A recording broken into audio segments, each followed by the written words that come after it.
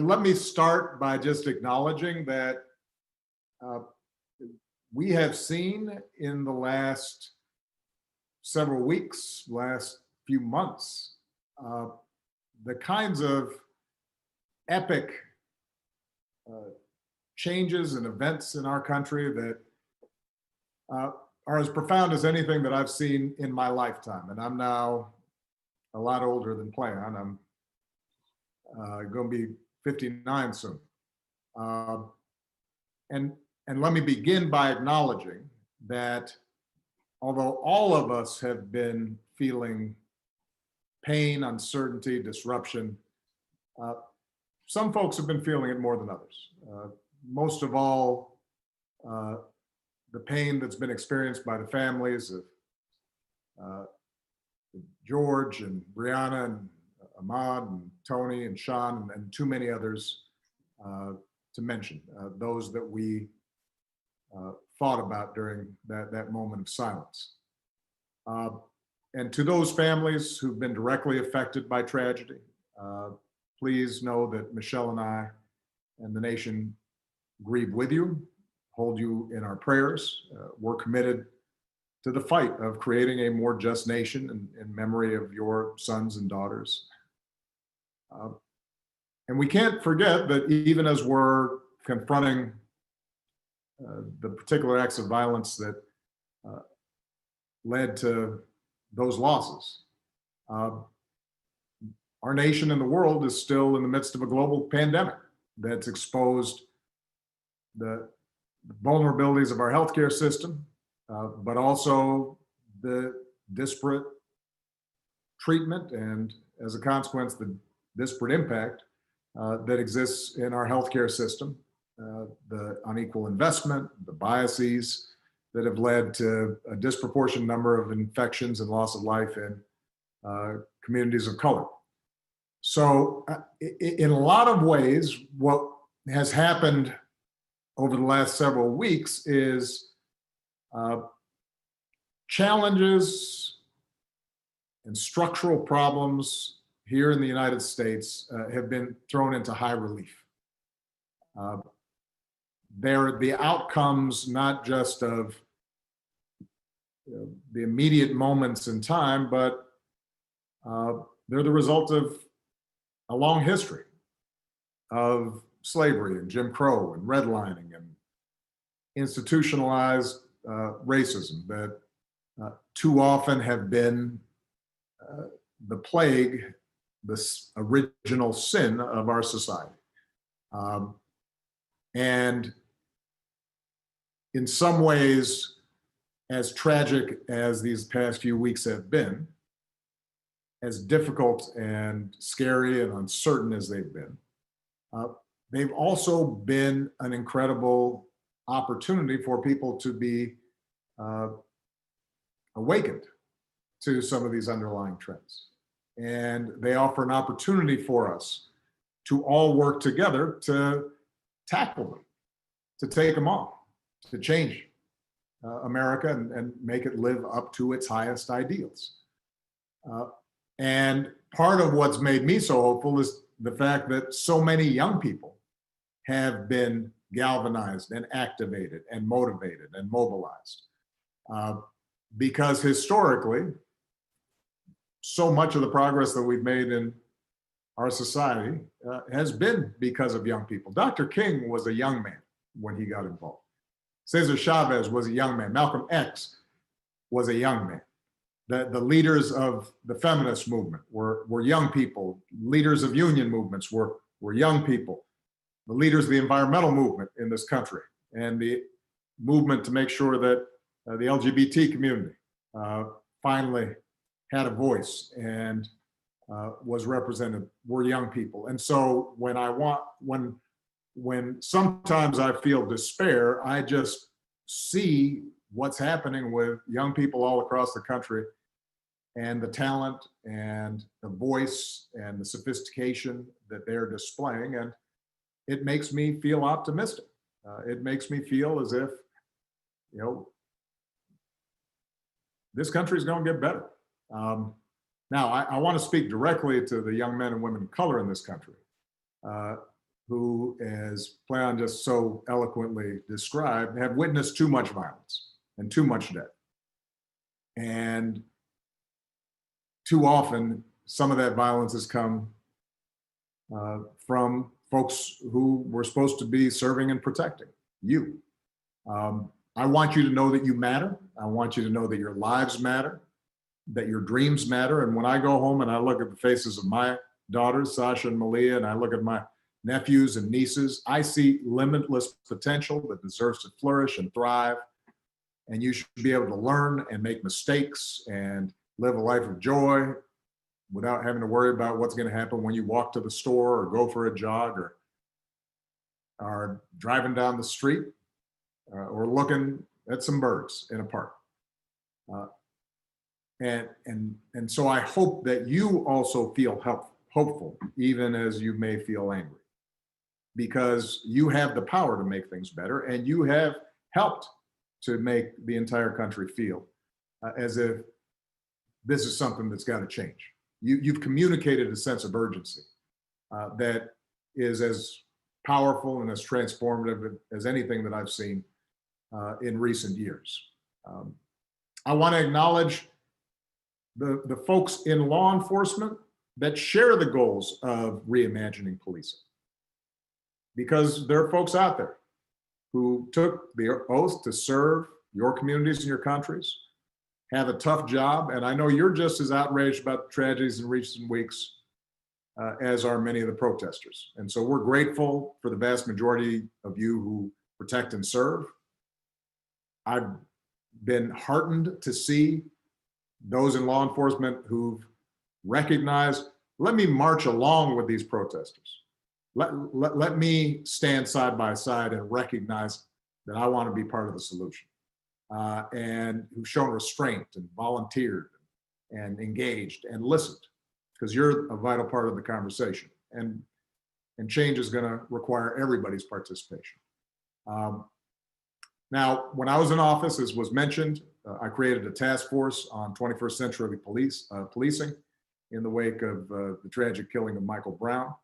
That task force, which included law enforcement and community leaders and activists, was charged to develop a very specific set of recommendations to strengthen public trust and foster better working relationships between law enforcement and communities that they're supposed to protect, even as they're continuing to promote effective crime reduction.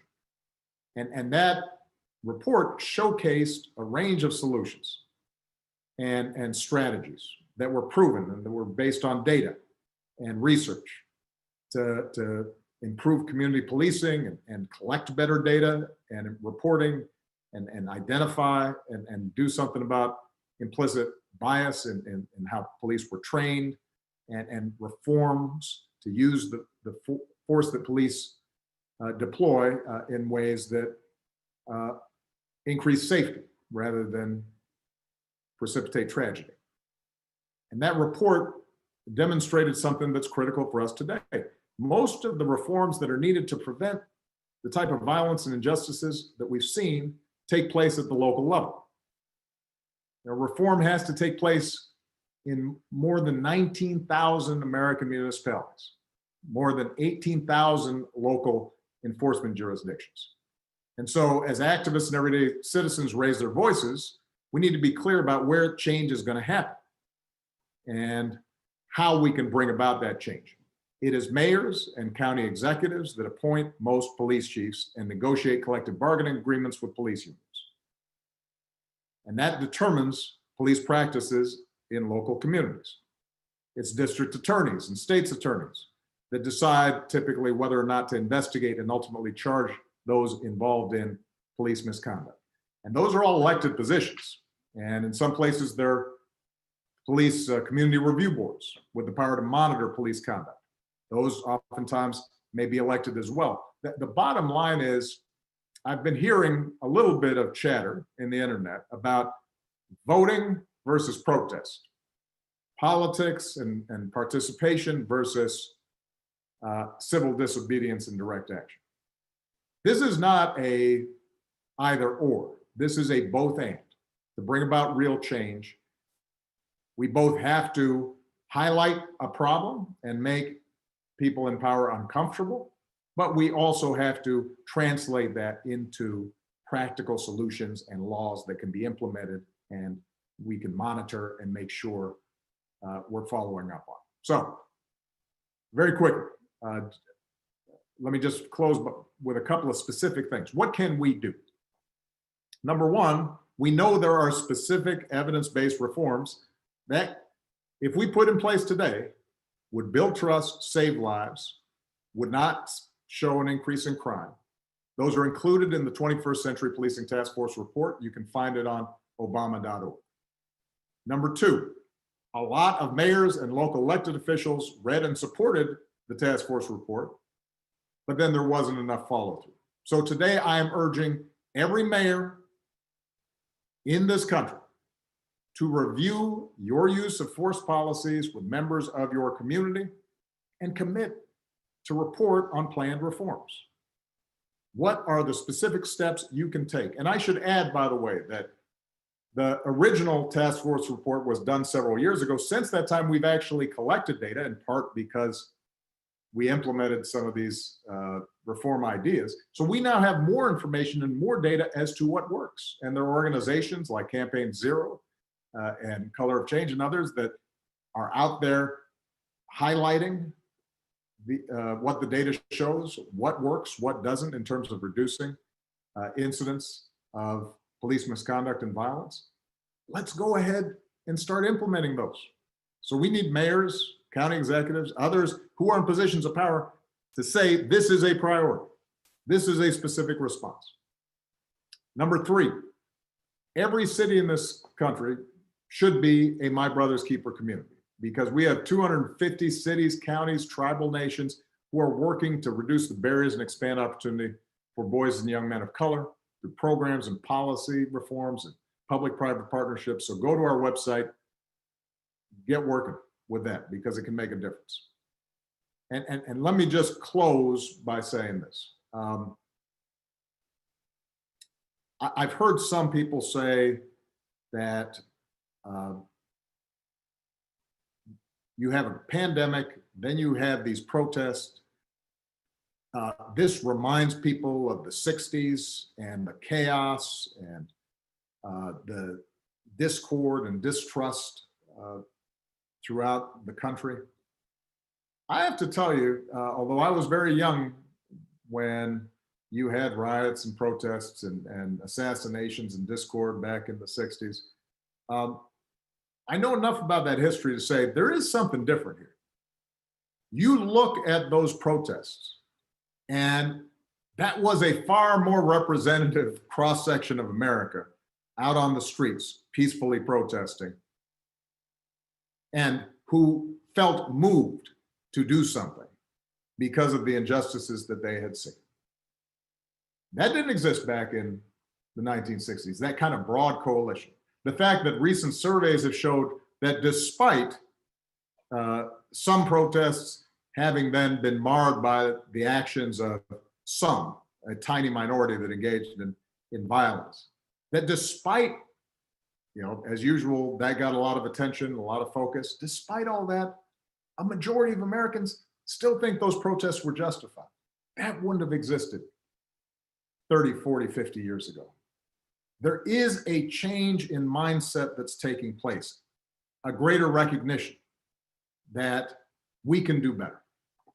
And that is not as a consequence of speeches by politicians. That's not the result of, spotlights in news articles. That's a direct result of the activities and organizing and mobilization and engagement of so many young people across the country who put themselves out on the line to make a difference. And so I just have to say thank you to them and for helping to bring about this moment, and just make sure that we now follow through. Because at some point, attention moves away. At some point, protests start to dwindle in size. And it's very important for us to take the momentum that has been created as a society, as a country, and say, let's use this to finally have an impact. All right. Thank you, everybody. Proud of you guys. And I know that we're going to be hearing from a bunch of people who have been on the front lines on this and know a lot more than I do about it. Proud of it. Thank you, Mr. President. For everyone that's watching, the President decided he wanted to stay and be a part of the conversation that's going to be led by Brittany Packnett Cunningham with the Attorney General and other leaders. Before we go into that section, I want to reiterate the pledge that the President mentioned for mayors. So if you are a mayor, you can go to obama.org and you can take this pledge. And I also want to announce that several mayors have said, sign me up first, and they have already taken the pledge. Mayor de Blasio of New York, Mayor Lightfoot of Chicago, Mayor Frey of Minneapolis, Mayor Bowser of DC, Mayor Breed of San Francisco, and Mayor Keisha Lance Bottoms of Atlanta, all my Brother's Keeper communities as well. So if you go to that page, you can take the pledge, and we will be posting all the cities and all the mayors that take the pledge. And then in 90 days, we are going to publicly report out who has taken the pledge and the work that's happening to create real lasting change in communities. So it is now my pleasure to introduce a friend, an activist, an educator, a writer, an NBC and MSNBC News contributor, a lifelong activist and member of the Ferguson Uprising, co-founder of Campaign Zero, a policy platform to end police violence, and co-host of Pod Save the People. Previously, she was an appointed member of the Ferguson Commission and President Obama's Task Force on 21st Century Policing. Today, Campaign Zero, of which Brittany is a co-founder, launched the campaign #8Can'tWait, an advocacy campaign to push mayors across America to adopt 8 use of force policies that together can reduce police violence by upwards of 70%. To moderate this conversation with President Obama and our other incredible leaders, please welcome Brittany Packnett Cunningham. Thank you so much, Michael. And thank you, President Obama, for gathering this conversation in this moment of intense grief, but hopefully intense purpose. We are here together to talk, to have a family conversation. And you may be watching this and have come here because you are experiencing that grief and you need some community in which to do that. And you're hoping that we can hold you up to the light. You may be here because, like me, you are girded in the strength of your ancestry, and you know you come from people just like I do, who did far more with far less and are sure that we can win in this moment and everyone after it. However you have come here, why you have come here, we're glad that you're here, because we're here to get honest, to get clear, most importantly, to get to work. So that even the heartening moments of seeing people raise their voices, or even in the moments where a police officer might take a knee, that momentary action might turn into true systemic and lasting change. We have so many brilliant voices that have been gathered. And as we listen to these guests, we'll all be able to better understand how we got to this moment and how we seized our own power to get through it. Before we get started, like Michael, I want to make sure to lift up the names of the people who brought us here, because it wasn't just the former president, though we're deeply grateful. It was George Floyd, a father in Minneapolis. It was Breonna Taylor, a life-saving EMT on the front lines in Louisville. It was Sean Reed, a friend and a brother in Indianapolis. It was Tony McDade, a Black trans man who loved life in Tallahassee, Florida. And though it wasn't from an officer's bullet, we are having this conversation, of course, in the shadow of Ahmaud Arbery, a son from Georgia, and Nina Pop and Ayanna Dior, 2 Black trans women who were killed by systemic hatred that comes against intersectionally marginalized people in this country every single day. Frankly, there are too many names to list because, as the president has already said, we have been at this, unfortunately, for a long time. So that means that there is indeed work to do, and now we're going to get to do it. So, Attorney General Holder, I actually want to start with you.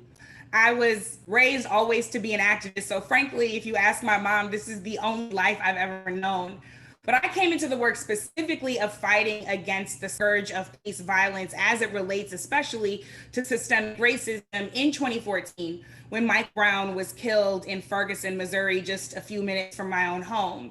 And you came to Ferguson. And as you know, there were thousands, literally thousands of brave and mighty protesters, just like the ones we're seeing outside right now. Those protests and organizers were on the ground, leading for change and making the entire world pay attention. I want to know what you learned from those grassroots activists. What have you carried from those conversations in Ferguson with you through to the work that you did then and that you're doing now? Yeah, well, it's good to see you again. And thank you, President Obama, for convening us here today. You know, I remember back in 2014, I remember meeting with the president. We were on vacation and talking about whether or not I should go to Ferguson. It was a risky thing. Didn't know exactly how people would react to my presence, but we made the determination that I would go. And I think the thing that struck me the most was there were a few things that really got me. I mean, there were young people who were there and who were unbelievably impressive, who were in a lot of ways directing the actions that you saw on the streets. You saw a community that was in anguish, and there was a commonality with regard to the things that they were concerned about. I was really struck by the fact that people consistently talked about the way in which people of color were unfairly treated by the criminal justice system. And there was a genuine desire by people to make things better. It wasn't all about just complaining. There was a genuine desire to work to make things better. And I left there actually heartened by what I saw, both in terms of the reaction that I got. People were extremely respectful. And I thought we had good dialogues while I was there. But I also left with the notion that if we invested some time, if we invested some federal resources, that we would be in a position using the great leaders that we met there, those young people who we met there, to make life in Ferguson better, and then use that as an example of what was possible in the rest of the country.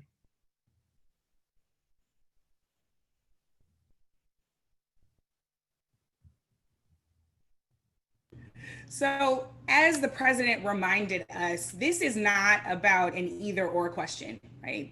One of my favorite things to remind people, as President Obama has already done, is that this is not about policy or protest. This is about policy and protest. And that we know, as Dr. King and so many others throughout history taught us, is that protest is actually what creates the pressure so that the policy can get passed. Similarly, we are in a long-term game and a short-term game here. That while we are dealing with radical imagination and reimagining what public safety can look like, even beyond police in our communities, we also have to make sure that people are safe now. In your role as Attorney General, you did a lot of that work in addressing people's safety right now. So can you tell us what you learned that was instructive for this moment, particularly as you engaged in pattern and practice investigations and consent decrees if situations like this happened in communities and once we saw the kind of uprisings that we did all over the country when you were still in office?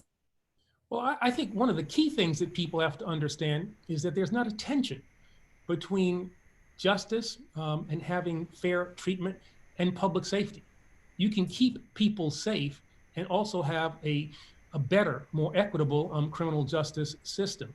I mean, you know, I'm not going to get too boastful here, but, you know, for the first time in 40 years during the Obama administration, we reduced the number of people who were incarcerated in the federal system and also lowered the crime rate.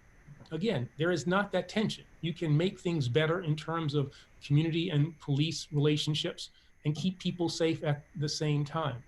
And so what we tried to do was come up with ways in which we could look at what we thought were the problems in the criminal justice system, and with regard to how policing was done, address those, involve the community in those efforts, engage law enforcement in those efforts, bring them together in forums so that they could get to know each other, understand how difficult it is to be a police officer, understand how communities of color have had to deal with unfair law enforcement practices over the years, you know, bring people together. And it was through that, through those kinds of meetings that we were able to formulate the policies that ultimately led to the 21st century proposals. And then the other things that we did, you know, bringing pattern and practice in investigations, using the power that we had under the civil rights statutes that we were able to enforce.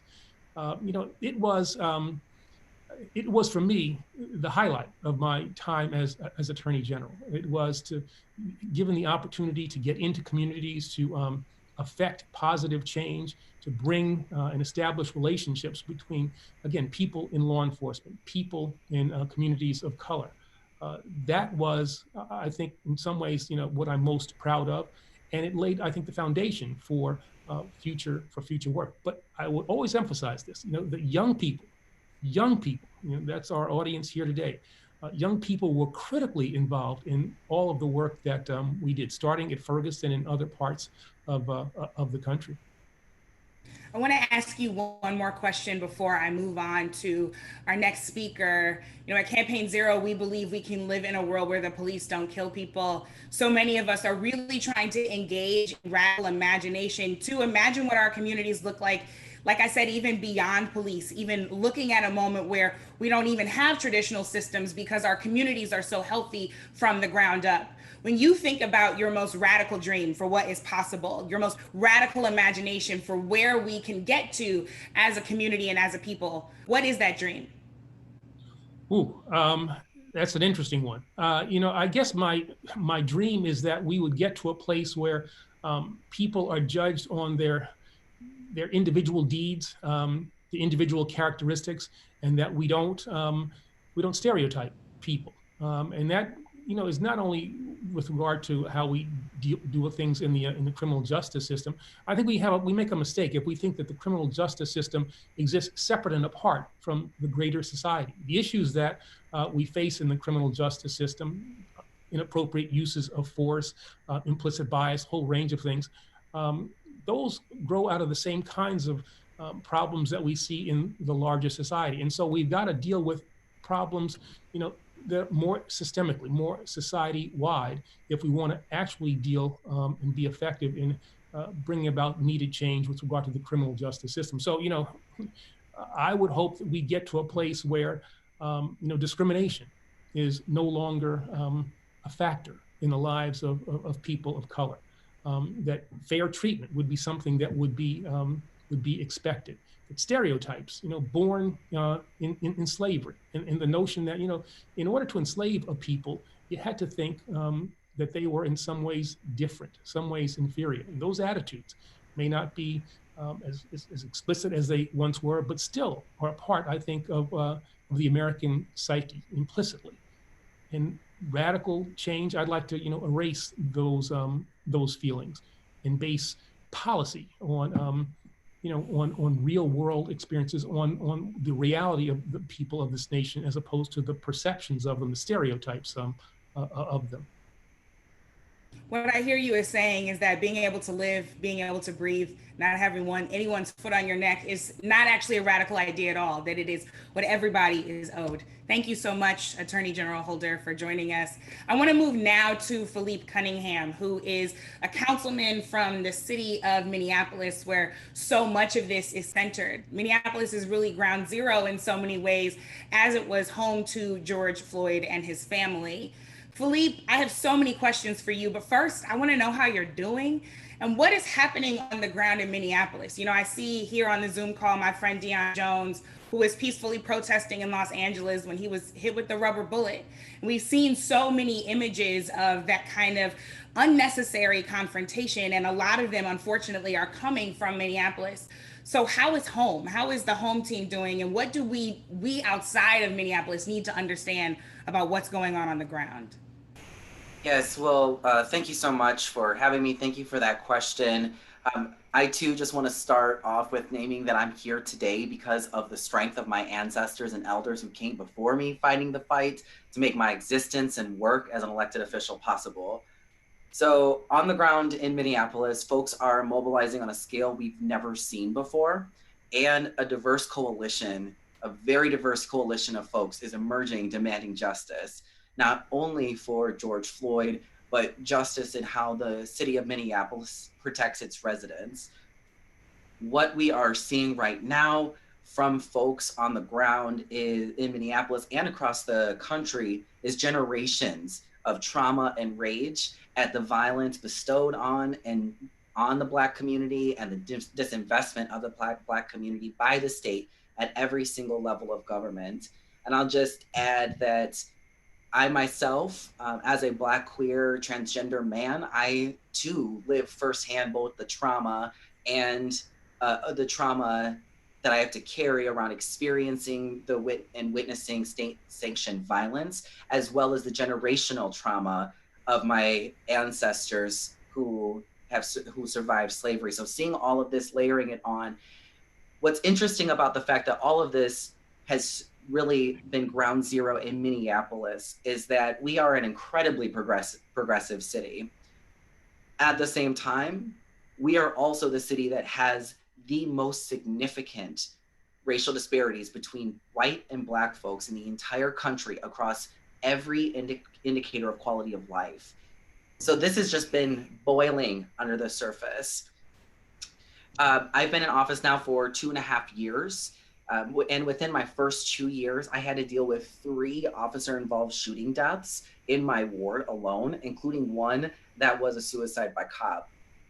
The trauma from those incidents doesn't just dissipate because the legal system deems their deaths justified. The evidence is clear overall. President Obama spoke to the data that we're starting to see. Over-policing, criminalization, and mass incarceration have not kept our communities safer. In fact, people getting caught in the criminal justice system further disenfranchises Black and brown folks, pushing us further to the margins of society due to criminal histories, thus triggering a cycle of involvement with crime in the criminal justice system that is often passed intergenerationally. So what we're seeing on the ground in Minneapolis is folks saying enough is enough. And our system is obviously broken, and it's time for a new system of public safety in our city. Over the years, we have heard from folks who believe that the solution is simply adding more police officers. And we've also heard from folks who are reformers who want to advocate for incremental change.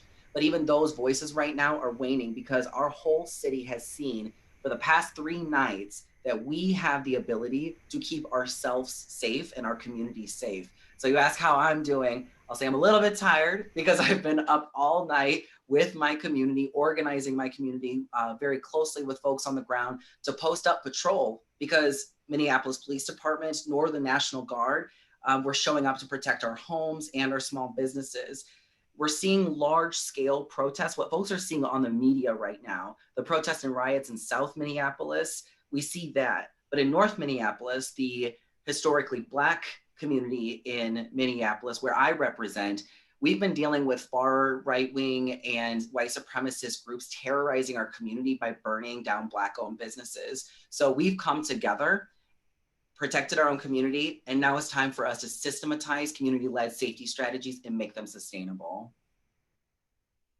For so much that you said, and couldn't agree with you more on all of it. I want to hold space for the intersections of your identities and the ways that systems particularly impact you and other folks in your community, because that's such a critical part of the conversation and we cannot allow it to be erased.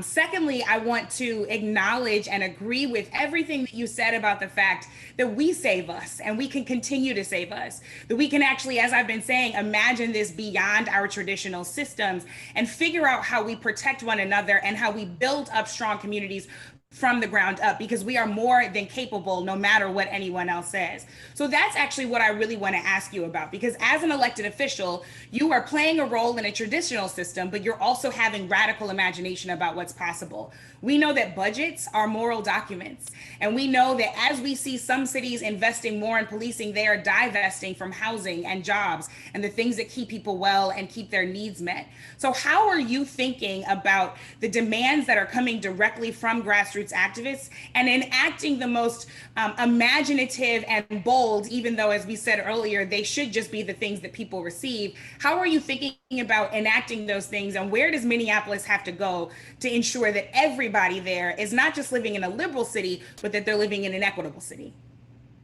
That's right. Thank you for framing it that way. So when I talk about the work that needs to be done, what we have seen is that a lot of reform efforts that have been implemented, we had tremendous leadership from our former mayor, Minneapolis Mayor Betsy Hodges, who came into office unabashedly demanding major overhauls in the Minneapolis Police Department. She appointed the first woman police chief, who is also Native, and the first out LGBT police chief. Every officer was trained in procedural justice and anti-bias training. A community engagement team was created. Then she appointed our city's first Black police chief, Chief Arredondo, whose vision for what's possible for policing is inspiring and what we would all like to see for policing. But even with all of that work, many officers have been in all but open revolt against these efforts, with their grievances being aired by the Police Federation. So when we take a step back and look at the big picture about what does it mean to keep our community safe, we have to be thinking about it from a different frame, a different paradigm. We know that the system of policing is rooted, it's founded on and rooted in white supremacy and a history of slave catching. And so as we're trying to do this work of reforming police culture and the institution of policing overall, we have to get serious about investing in new alternative systems of public safety that are rooted in justice and our community. We have a paradigm for this. It's the public health approach to public safety. So thinking about violence as a disease that spreads, as a contagious disease, it spreads interpersonally and it spreads intergenerationally. And so there are evidence-based strategies.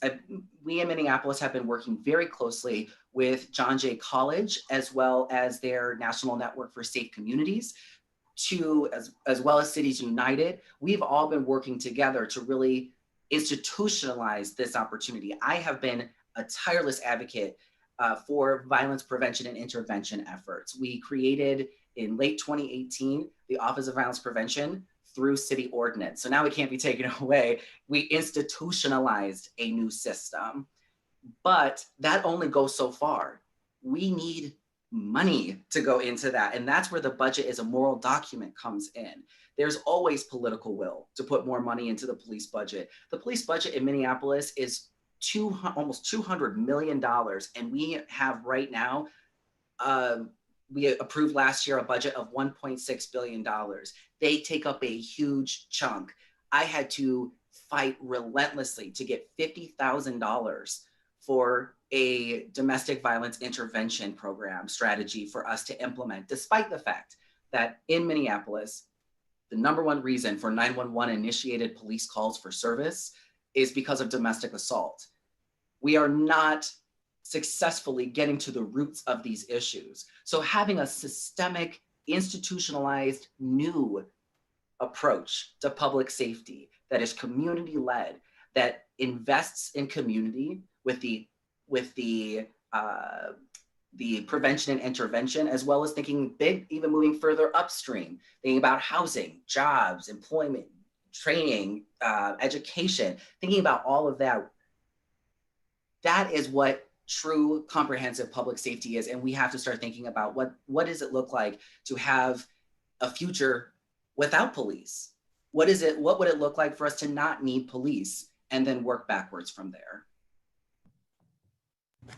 I used to be a teacher, so backwards planning from everything that is possible is my jam. That's my favorite thing to do. And I'm so glad that you really helped root us in the concept of, again, radical imagination and then action toward that. So obviously there are things that have to happen in the short term. There are policies that have to change. There are investments that have to be made as you move toward those long-term goals.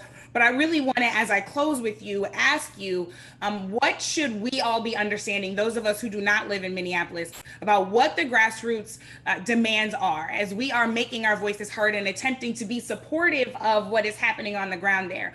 What should we be lifting up in the short term, the long term, and everything in between to get to that place of, as you said, comprehensive community safety that has to include not just policy, but culture and investment? That's right. Well, first I'll just say I too was a teacher. I was a special education teacher on the south side of Chicago. So the backwards planning is a good thing, right? So what we really need in terms of support in Minneapolis is we just need for folks to keep an eye on us and to be able to hold us accountable, because there is some real momentum here. Like I said, we've heard, since I've been in office, I've heard from so many folks who are just like, the way we solve this problem is by just adding more police. If we just add more police, that will solve the problem. Or if we implement these specific reforms body cams, diversifying the police department, anti-bias training, those sort of reforms, then we'll see the outcomes. But we really need to dig even deeper into it. And what we're seeing is a groundswell of demands for the city of Minneapolis to defund the police. That's what we're seeing right now. These folks are the ones who are transformation oriented. And so in Minneapolis, the public and political will right now are very concentrated at this point in transformational change. And things have also changed in that who is in elected office here. I'm actually not the only Black trans person on Minneapolis City Council. A lot of folks don't realize that. My sister, Council Vice President Andrea Jenkins, is also on the Minneapolis City Council. And she's a powerhouse. Activists and organizers have allies with the same vision for equity and justice who are in office now. So that really opens the possibility when we all work together. So I would say that we're starting to dive into it. The state's Minnesota Department of Human Rights has opened an investigation into the police department for the last 10 years for systemic racial discrimination. So I would say what we need right now is for folks outside of Minneapolis to keep an eye on what's going on, and also to invest in the folks, the organizations who are on the ground, who have been doing this work for years and years, and to also push folks on the ground here, communities, to make their voices heard. That is one of the biggest things, is that I hear the most from the folks who just simply want more police. I have been labeled soft on crime because of the fact that I advocate for a comprehensive approach to public safety. So we need folks who believe in transformational change and what community safety can look like and how to get there. We need for folks' voices to be heard. We've already begun to see the seeds of so much of that transformation right there in your hometown due to leadership of yours and so many others. We saw the first Black woman student body president at the University of Minnesota get them to stop contracting with the police force there. We saw that the public schools there followed suit. And from former teacher to former teacher, I'm always like, yes, it's about time that we actually make schools safe for all young people. And that doesn't need to include police. So thank you so much, not just for this conversation, but for your continued courage and action in the role that you're playing. I'm going to come lastly to my good friend and partner in this work, Rashad Robinson, who is the president of Color of Change. Rashad, we've been on the phone a lot in the last few weeks, and you are always thinking so critically about how we ensure that the local conversations that Councilman Cunningham just talked about are really upheld at the national level, and that everyone is doing their part. As I always say, we don't have saviors, we build teams, and that's how we get the work done in community. And that's exactly the work that Color of Change does. It gives all of us an opportunity to be on the team. So how are you thinking about making sure that people understand what their role is on the team? What are the spectrum of demands that you are seeing coming from your members at Color of Change, and that you all are exploring and pushing as you do this work? Well, thank you. First of all, thank you, Brittany, for that question. Thank you, President Obama and Attorney General Holder. And it's actually great to be on this conversation and to be back doing work with my brother's keeper. What I will say is a couple of things. You know, over the last 8 months, just alone, over 5 million people have taken action with Color of Change, raising their voices online, signing petitions, making phone calls, showing up to rallies. And that's important, right? Because what we want to be able to do is translate the presence of this moment into the ability to actually change the rules.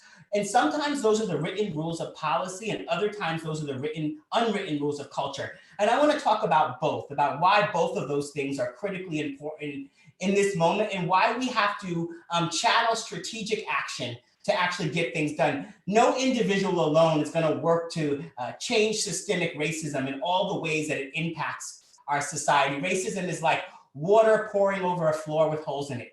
It will find the cracks. And so we constantly need to figure out, how are we shoring up the systems that will have cracks in them, and building new systems for the future. And so on the written rule side, we are very much focused on how do you give people in that moment something clear to do, pushing for justice when justice needs to be served, but recognizing that we've got to move people up a ladder of engagement, because none of the families simply want justice for their own family. They recognize that the long-term rules need to change.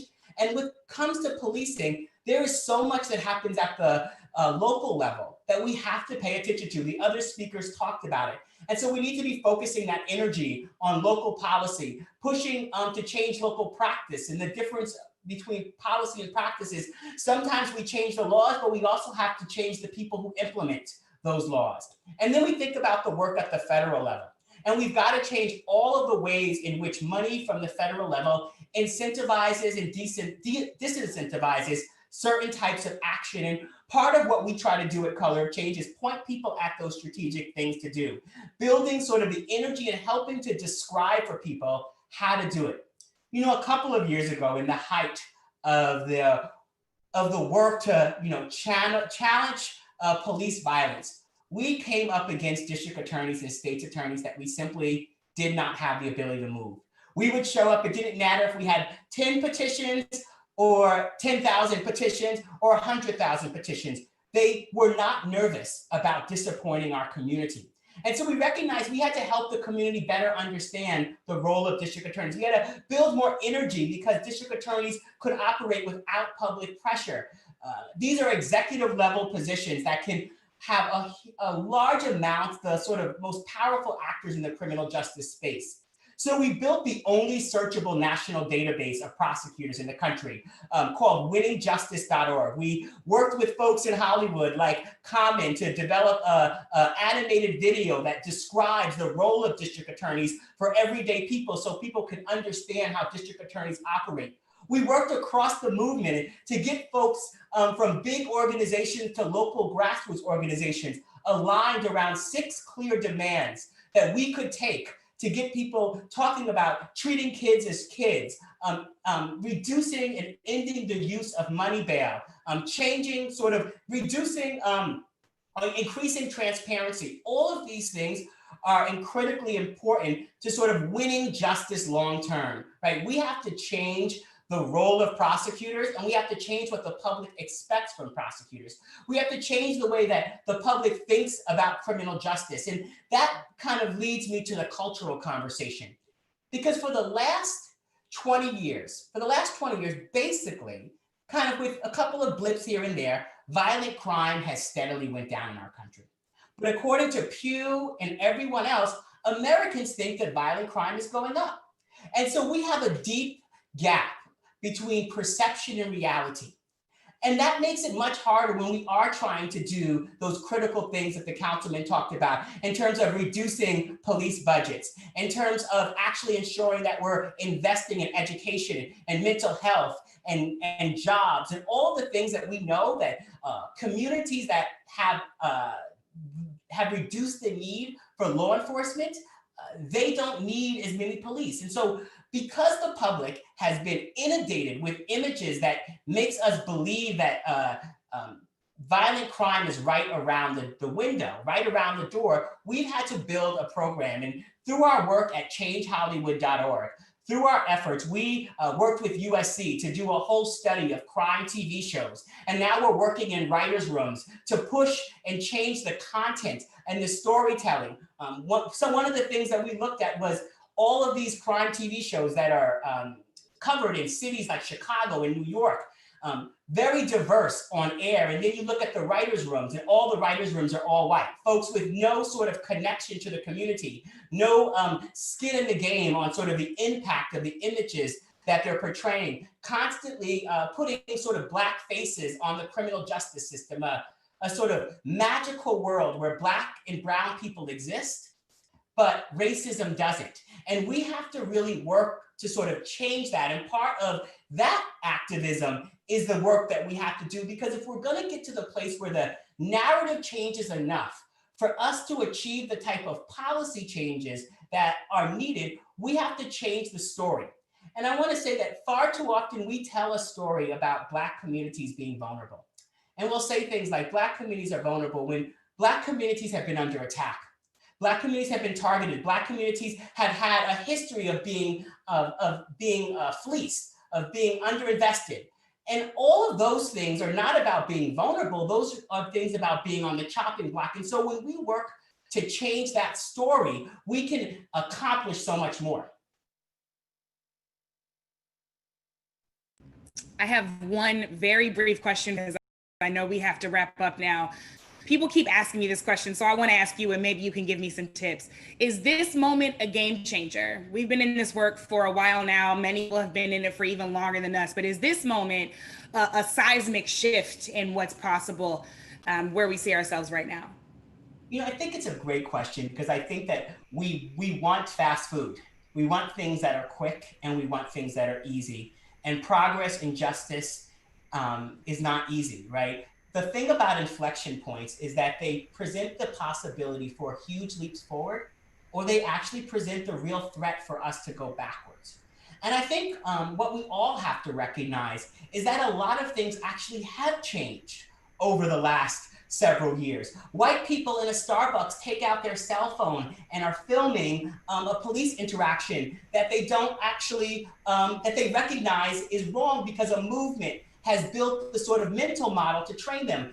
A major financial company, when they create consequences for an employee that does something racist in a park, uses the word racism in their statement in a way that we probably wouldn't have imagined them doing. That doesn't mean we give institutions too much credit, but we recognize what we have won along the way and the way in which we have shifted what our demands can be. We've shifted what can be possible. And so I want folks to think that we have been the game changer. The game has continued to change. And the deep level of pushback that we can continue to get from forces is an absolute result of the power that our movement is building. Make no mistake, it doesn't mean that progress is a straight line. But I want folks who are coming into this movement to not come into this movement thinking that they've got to fix a movement, but that they've got to put on their armor and join us. They've got to follow the institutions that have been driving and making so much change. And then they've got to add their creativity and their interest to what we are doing. But we have been winning. And so much of the reaction to what we are seeing is a result of the progress that I believe we are making. Precisely. The pushback wouldn't be so great if the progress wasn't real. We are the game changer. Rashad, thank you so much. We've heard in this conversation that social change work, changing our communities, having the kind of world we deserve, it's hard work, but it is absolutely necessary work. And we have to be brave enough to imagine what is possible and then go work for it and not just dream it. And we also have to be incisive enough to make sure that people are safe and whole and healthy now. Look, Black people deserve to live because we are human. And Black people deserve much more from America for lots of reasons, but in part because we often save it from itself. We know for sure that we don't just deserve to survive, we deserve to thrive. That means we need justice. And as Dr. Cornel West says, justice is what love looks like in public. So let's go make sure that love is living out loud in public. Mr. President, I see your face. I've seen that face many times before in our meetings. I know you are itching to ask a question. So I will close and hand it off to you. Well, listen, I've just been enjoying hearing all the wisdom that's been spread by so many others. I want to first of all give Eric Holder his props as Attorney General. He rebuilt a civil rights division within the Justice Department and was consistently on the ground, working with communities, listening to communities, and coming up with practical solutions to try to make things better. And I couldn't be prouder of him. Blown away by Philippe and all the good work that he's doing. Rashad has been a consistent warrior for change. He was part of the conversations we had after Ferguson. And Brittany, I think you're all that. So as I listen, I am feeling once again inspired.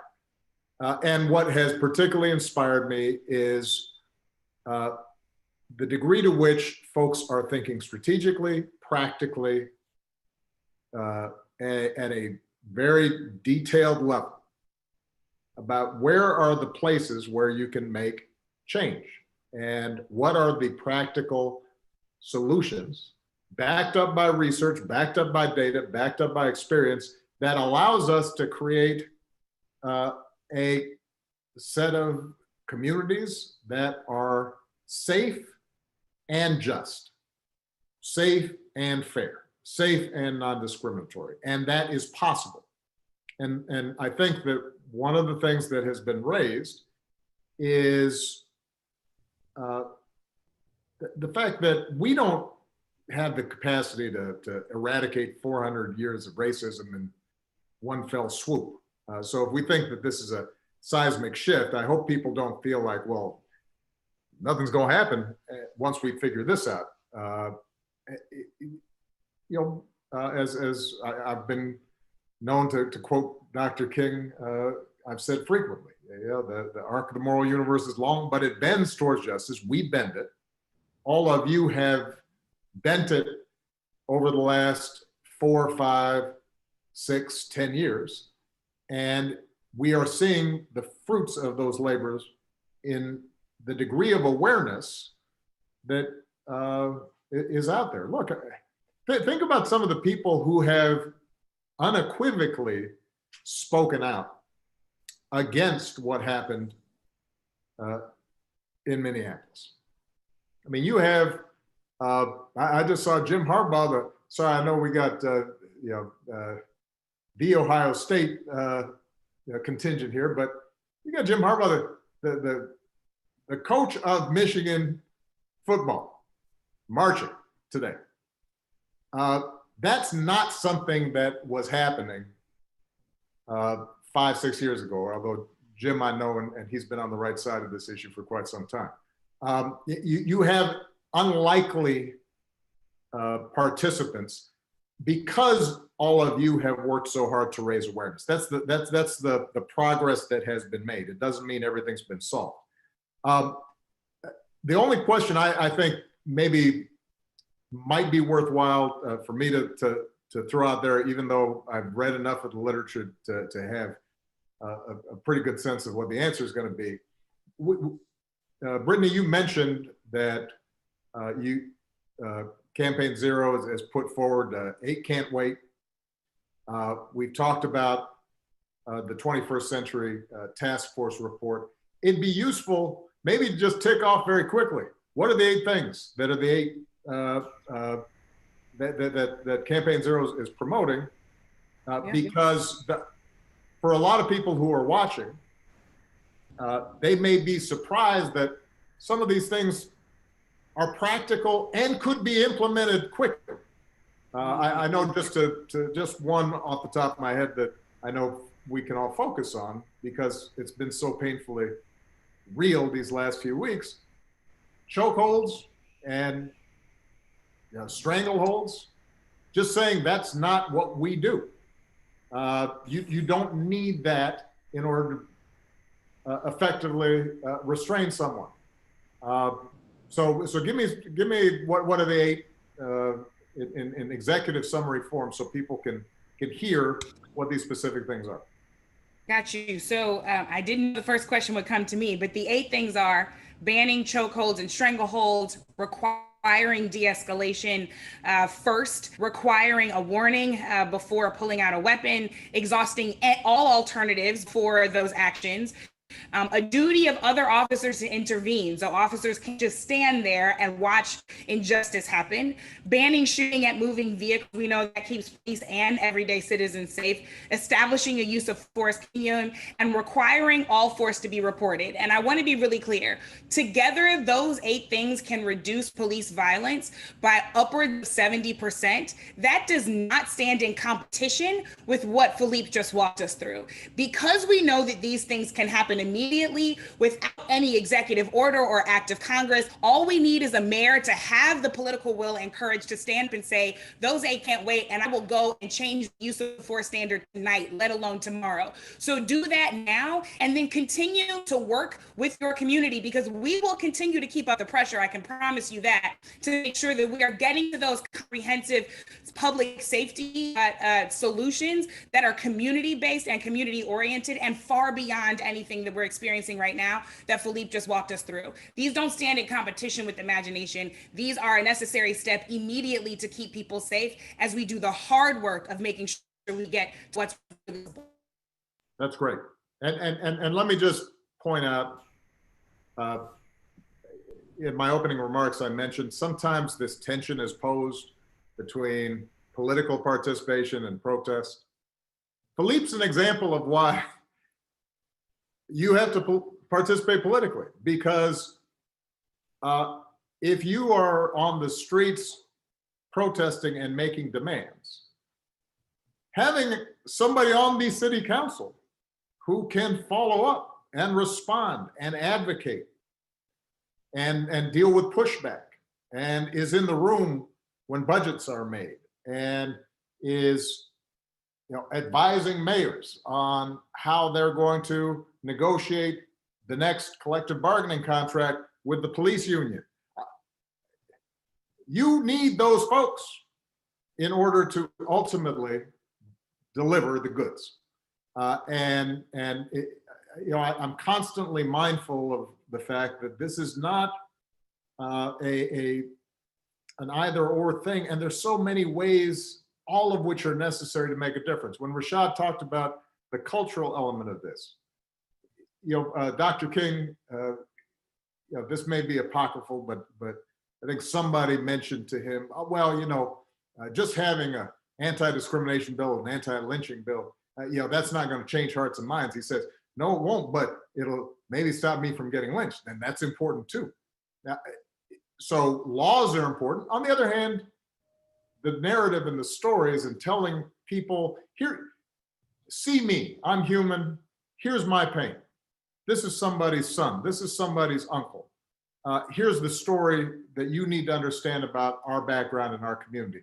How do we break down stereotypes, as Eric Holder eloquently talked about? That's the work of a lot of people. So some are going to be on the streets protesting. Some are going to be running for office. Some are going to be writing. During this week, I picked up and reread The Fire Next Time.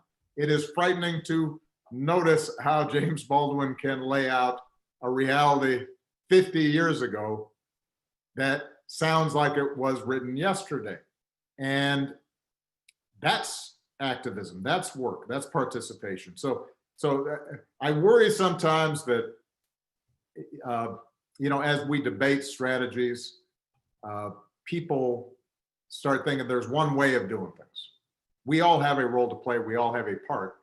The more specific we are, practical, in the short term, as well as visionary in the long term, the better off we're going to be. But with that, I'm going to be quiet, because you don't need to hear from more old head stuff. But I just want to say how much I appreciate all of you. And Michael, I'm assuming that the conversation is going to continue. Yes, sir. Let me go ahead and jump in and thank Brittany for the masterful moderation and for all the wisdom and hard work that was on display. I'm now going to turn it over to our Deputy Director for Network and Partnerships at My Brother's Keeper Alliance, Nicole Fields, who's going to take a couple questions from our MBK communities. So not everyone watching has an opportunity to ask questions, but our MBK communities do. So that's another reason you should become an MBK community. So Nicole is going to pose a couple questions, but we will get you out of here by 6:30, everyone. We realize that we've been on for a while, but we will be sending resources afterwards. We've also created a Google group so we can continue this conversation there as well. So Nicole, let me bring you on to field those questions. Thank you, Michael. Thank you, Brittany. Thank you, President Obama. Really powerful conversation, tons of great questions. As Michael mentioned, we can continue this conversation. So if we don't get to your question, do not worry. We can continue this conversation in our Google group. I'm gonna take the first question from our young people. Play on Patrick asks, this question is directed at Councilman Cunningham. How have the media's portrayal of frequent violent riots in Minneapolis affected your efforts to promote the work of protesters, activists, and elected officials pushing towards a self-sustaining public safety system? Yes, thank you for that question, Playon. So, excuse me. So, the media's portrayal of hyper-focusing on the violent protests or the violence and the rioting happening during the protest really pulls away from what is actually happening. The real story of the trauma and the pain and the reason why folks are out on the ground doing the work, why we are traumatized as a community, why we are doing this work together. So the media is looking for a sensational story, and talking about the public health approach to public safety is not that sexy. So it's easier to be able to pick what's happening right now, make that newsworthy. And so what it does is it's distracting. It's distracting from the voice of the folks who are on the community, who have demands, who have a clear vision. It's distracting, it's pulling away from their voice and centering them. The folks who have been on the ground nonstop for years, some folks in their cases for decades. And so I want to make sure that I've been all over the media. I've been fortunate that folks have been reaching out all over the world, and I keep hammering home. Everybody wants to talk about the riots and, you know, the violence and you know, everything that's happening, but I always redirect it back to it is possible for us to build alternative systems to public safety outside of policing.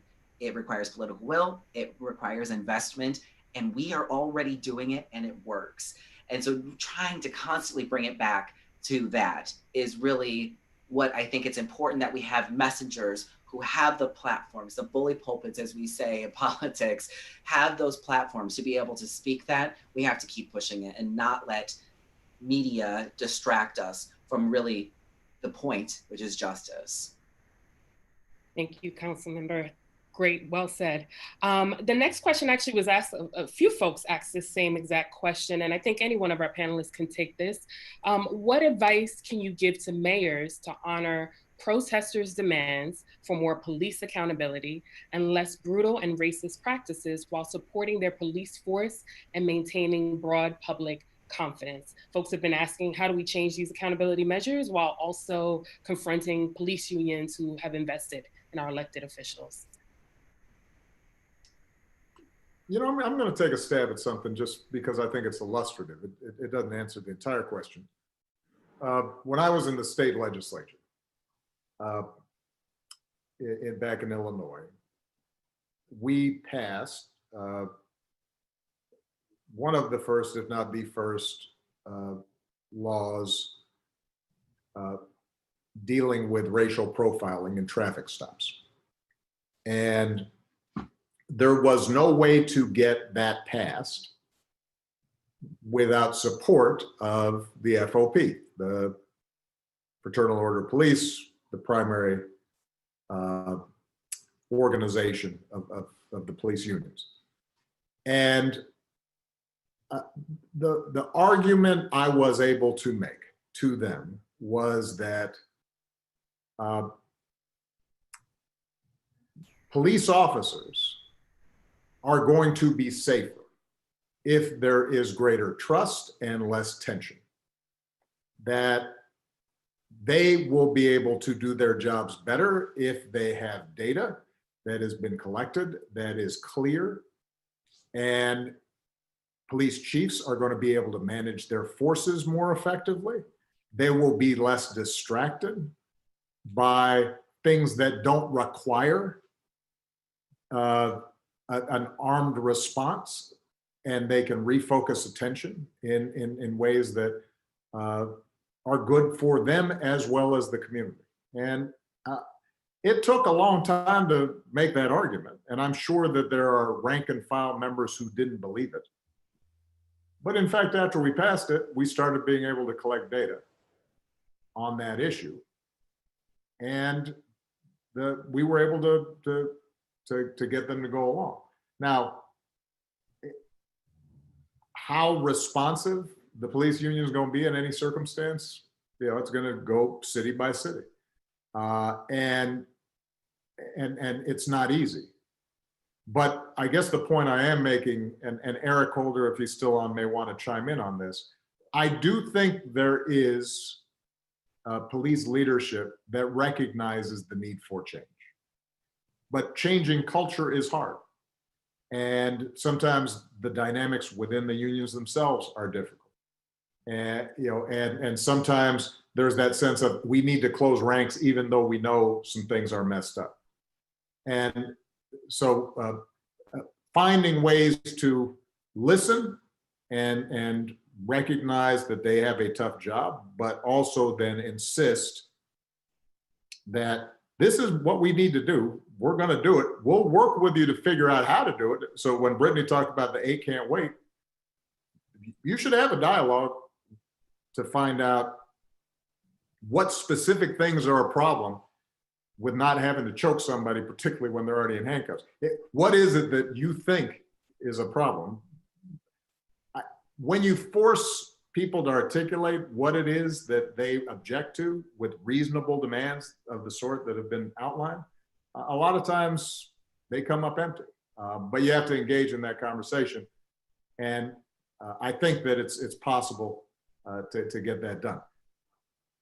At the end of the day, though, if you don't have the political pressure to do it, they will resist. Just because the status quo always resists without some pressure. And that's why it's so important, both for the protests and for the follow-up that people like Councilman Cunningham can apply. Great. Thank you, President Obama. Next question, I'm going to take 2 more. This question is coming from Dr. Jim Bostic in Yonkers, New York. First, he thanks our panelists and says his question is, how do we effectively integrate the generational differences in age and history often see develop between our younger generation and those of us who have been in this fight for many decades in such a way that we respect each other's ideas and approaches to dealing with institutional racism in our respective communities and not diminish the role and the will of either? So I'm going to say I'm going to have to call it here. This will have to be the last question, and I'm going to ask one of our panelists to take that and try to give us the 90-second response. While you're thinking of your response, I just want to say how grateful we are for Dr. Jim Bostic. Yonkers is one of our MBK impact communities that is doing extraordinary work on the ground in Yonkers and in the prison system in Yonkers as well. So who'd like to take that question with a quick response? Well, I'd say this, there is the need for young people to work with people like myself who have some years behind them. And the arrogance of youth cannot be the determinant. The arrogance of age can't be a determinant. There is wisdom through lived experience. There's idealism that young people possess in abundance. And it's a combination of that idealism with that experience that I think makes the most effective movements. People who are older have to understand that young people have always been at the forefront of positive change in this nation. I mean, the founding fathers were really young people. The oldest Federalist was George Washington. He was only 44 years old. Richard Pryor used to say that you don't see many old fools. And so I think young people need to understand that as well. You don't get to be 60, 70, 80 years old without having navigated a whole series of things that's worthwhile. And you have things as a young person you might want to test, theories you want to try. Older people can say, well, I've experienced this and this is why this theory is not going to work. So it is a combination of the two and a lack of arrogance on the part of both that ultimately can create a coalition that can be successful. Thank you, Mr. Attorney General. Mr. President, before we wrap up, any final words? No, just keep working and stay hopeful. as I said, this is a moment, and we've had moments like this before where people are paying attention. And that doesn't mean that everything will get solved. And so don't get disheartened, because there's a marathon, not a sprint. But the fact that people are paying attention provides an opportunity to educate, activate, mobilize, and act. And I hope that we are able to seize this moment. I hope the mayors across the country who have either been watching or hear about this take that pledge to start immediately implementing some steps that can make a difference. And I hope all the young people who've been inspired and engaged and involved, they keep at it, because that's what ultimately is going to create the kind of country we want. And for those who have been talking about protests, just remember, this country was founded on protest. It is called the American Revolution. And every step of progress in this country, every expansion of freedom, every expression of our deepest ideals has been won through efforts that made the status quo uncomfortable. And we should all be thankful for folks who are willing in a peaceful, disciplined way to be out there making a difference. So thank you so much, everybody. Proud of you. Thank you, Mr. President. I encourage all of you to go to obama.org. Go to obama.org if you're a mayor, take the pledge. If you're looking to become an MBK community, if you're looking for places to donate or resources, or just to join the Alliance, go to obama.org. We will continue to be there for you, with you. Our partners at the Leadership Conference Mayors are excited to provide technical assistance for you as you think about reading those use of force policies, as well as our broader partner network. So this is just the beginning of a conversation. We'll continue this in many different ways, and also be on the lookout for our next town hall that will be coming up, as well as some other actions. Thank you, Mr. President. Thank you, Mr. Attorney General. Thank you, Councilman Cunningham. Thank you, Brittany. Thank you, Rashad Robinson. Thank you to all of our MBK communities for the extraordinary work you do every day on behalf of our boys and young men of color and our sisters. And thank you to all of our young men and all of our young women for everything that you do, not just to be the future, but to be the change today. Have a great day, everybody.